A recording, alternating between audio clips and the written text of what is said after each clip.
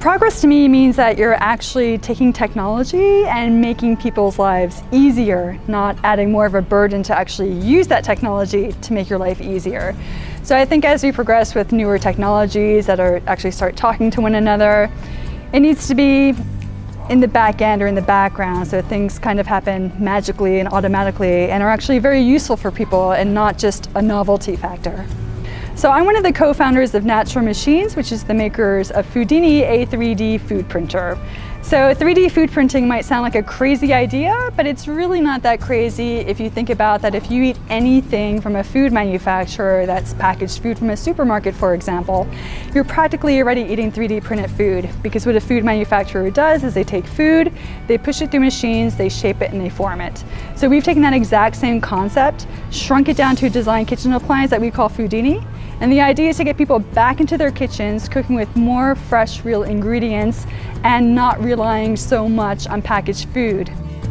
People do ask if 3D food printing is necessary or if it's a novelty. So there are novelty aspects, no doubt. You can print fun shapes, you can have nice food presentations.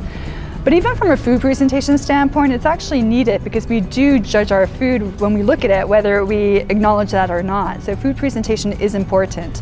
But there are certain use studies where shaping a food is actually very important.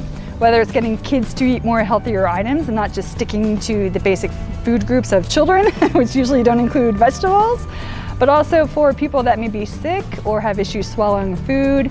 Shaping food has been proven to actually help these people eat a lot more, which is great because they need their nutrition. I think what happens is when we talk about food capsules, people are so ingrained with this coffee capsule concept that people automatically think that you have to buy something pre-filled or that the food is already in the capsule. But we actually do quite the opposite. It's empty, you can put in whatever ingredients you like, because we actually ship with empty stainless steel food capsules. We have interest from over 90 countries around the world right now, so that's a lot of different local specialties, a lot of different local foods. You can actually use a lot of different ingredients. So in 10 to 15 years, we believe that 3D food printers will become a common kitchen appliance, like an oven or a microwave is a common kitchen appliance today.